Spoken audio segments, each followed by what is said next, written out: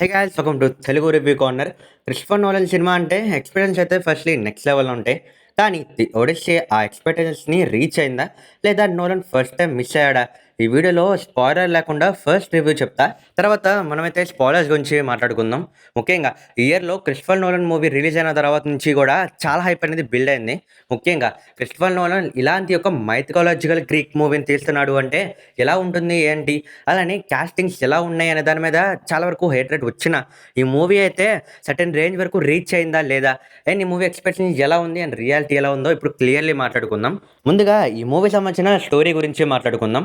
Basically the Odissi తన యొక్క రాజ్యం నుంచి ఒక యుద్ధం చేయడానికి 10 ఏళ్ల వరకు ట్రావెల్ చేస్తాడు.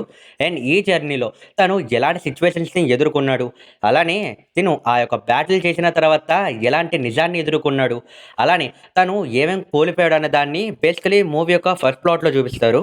అండ్ ఇవే కాకుండా తను రిటర్న్ అయ్యే సిట్యుయేషన్స్‌లో కూడా తను ఎలా కోల్పోయాడు, అలానే ఫైనల్లీ తన రాజ్యానికి ఎలా వచ్చి తన రాజ్యాన్ని మళ్ళీ కాపాడుకున్న దాని మీద స్టోరీ అయితే బిల్డ్ చేశారు. విచ్ ఈస్ చూడడానికి చాలా బాగుంది. అండ్ హానెస్ట్‌లీ విజువల్ ఎఫెక్ట్స్ మాత్రం థియేటర్‌లో చూడకపోతే చాలా మిస్ అవుతారు. ఎవ్రీ ఫ్రేమ్ ప్రీమియం క్వాలిటీలో ఉంటుంది. అండ్ ప్రాక్టికల్ ఎఫెక్ట్స్‌తో పాటు లొకేషన్స్ అండ్ సినిమాటోగ్రఫీ అన్నీ కూడా నెక్స్ట్ లెవెల్‌లో ఉంటాయి. ముఖ్యంగా ఐమాక్స్‌లో చూస్తే ఎక్స్‌పీరియన్స్ మాత్రం నెక్స్ట్ లెవెల్ ఉంటది. ఇక మ్యూజిక్ గురించి చెప్పాలి అంటే బ్యాక్‌గ్రౌండ్ స్కోర్ మాత్రం ఇచ్చి పడేశాడు.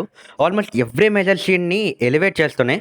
మెయిన్‌లీ ఎమోషనల్ సీన్స్‌లో కూడా పర్ఫెక్ట్‌గా వర్క్ అయ్యాయి. యాక్టింగ్ సైడ్‌కి విషయానికి వచ్చేస్తే లీడ్ పర్ఫార్మెన్స్ యాక్టర్ మాత్రం ఔట్‌స్టాండింగ్. అదే ఈ మూవీలో మెయిన్ క్యారెక్టర్ అయిన ఒడిష్ క్యారెక్టర్‌లో ప్లే చేసిన మ్యాట్ డేమన్ అసలు ఇచ్చి పడేశాడు. Main the king of Ithaca అనే క్యారెక్టర్‌కి చాలా బాగా అప్రిషియేట్ చేసేయొచ్చు. ఎందుకంటే ఆ క్యారెక్టరే మెయిన్. అలానే ఆ యొక్క ఎమోషన్స్ గాని ఆర్ లేక తను తీసుకున్న డిసిషన్స్ అన్నీ కూడా చాలా బాగా వర్కౌట్ అయ్యాయి. నెక్స్ట్ పెనెలోప్ క్యారెక్టర్ అదే అనా హథావే ప్లే చేశారు. ఒడిసిస్ వైఫ్‌గా చాలా బాగా యాక్ట్ చేశారు. ముఖ్యంగా ఆ యొక్క రాజ్యాన్ని తను 20 ఇయర్స్ పాటు ఎలా ఏలింది అనే దాన్ని చూపించడం హైలైట్ అనిపించింది మూవీలో. నెక్స్ట్ టామ్ హాలండ్ ప్లే చేసిన తెలమాచ్చు క్యారెక్టర్. అదే ఈ యొక్క క్యారెక్టర్ ఒడిసిస్ యొక్క సన్. బేసికలీ క్యారెక్టర్‌ని కొంచెం తక్కువ చేపిచ్చారు. అలానే తనకి ఆ ధైర్యం లేదు అన్నట్టుగా పోర్ట్రే చేశారు. ఈవెన్ ఫైనల్‌లో గూడా. ఎందుకో నాకు అంత క్యారెక్టర్ మీద ఎఫెక్షన్ అయితే కలగలేదు. కానీ మూవీలో మాత్రం ఆ యొక్క క్యారెక్టర్ ప్రెజెన్స్ ఉన్నంత వరకు గూడా చూడడానికి బానే ఉంటుంది లాగ్ లేకుండా. నెక్స్ట్ ఈ మూవీకి main villain Robert Pattinson play చేసిన యాంథోనియోస్. యాక్చువల్లీ ఈ క్యారెక్టర్ గురించి మాట్లాడాలి. హోల్ మూవీలో గూడా తిని యొక్క ప్రెజెన్స్ చూసినంత సేపు గూడా మనకి కొంచెం ఇరిటేటింగ్‌గా, అలానే తిను రాజ్యాన్ని ఎలా అప్పగించుకుంటాడు, ఎలానే తీసుకుంటాడనే దాన్ని చాలా బాగా పోర్ట్రే చేశాడు క్రిస్టోఫర్ నోలన్. ఈవెన్ దో ఈ క్యారెక్టర్‌కి సంబంధించిన ఏదైతే స్టోరీ రైటింగ్ ఉందో, సేమ్ యాజ్ నాకు తెలమాచ్చు. అదే మన క్యారెక్టర్‌లో ప్లే చేసిన టామ్ హాలండ్ ఏదైతే స్క్రీన్ ప్రెజెన్స్ ఉందో, అలానే అనిపించింది. బట్ ఈ యొక్క విలన్ క్యారెక్టర్ కాబట్టి కొంచెం ఎక్కువగా పెట్టారు. చూడడానికైతే బానే ఉంది గానీ, ఆ క్యారెక్టర్ యొక్క ఇంపార్టెన్స్ అలానే కొంచెం సీరియస్‌నెస్ పెంచుంటే బావుండనిపించింది. మెయిన్‌లీ ఫినాలేలో. ఇక్కడ ముఖ్యమైన విషయం మాత్రం హీరో జర్నీలో వచ్చిన ప్రతి ఛాలెంజ్ యొక్క యాక్షన్ సీన్‌లా కాకుండా క్యారెక్టర్‌ని మెంటల్ టెస్ట్ చేసే సిట్యుయేషన్స్‌లా ఉంటాయి. మెయిన్‌లీ ఆ ఐలాండ్ యొక్క సీక్వెన్స్ గాని, హానెస్ట్‌లీ సినిమా హైలైట్స్‌లో మాత్రం ప్రతి విజువల్ ఎక్స్‌క్యూషన్ మాత్రం ఇంక్రెడిబుల్. మాన్స్టర్ సీన్స్‌లో సీజీఐ కన్నా ప్రతి ఫీలింగ్ కూడా ఇచ్చింది. అలానే ఎమోషన్‌లో స్ట్రాంగెస్ట్ మూమెంట్ మాత్రం క్లైమాక్స్ ముందు వచ్చిన రీయూనియన్ అండ్ ఆ సీన్ మాత్రం బ్యూటిఫుల్‌గా తీశారు. అండ్ ఇప్పుడే చెప్తున్నా, ఇప్పుడు చెప్పబోయేయన్నీ కూడా పాజిటివ్సే.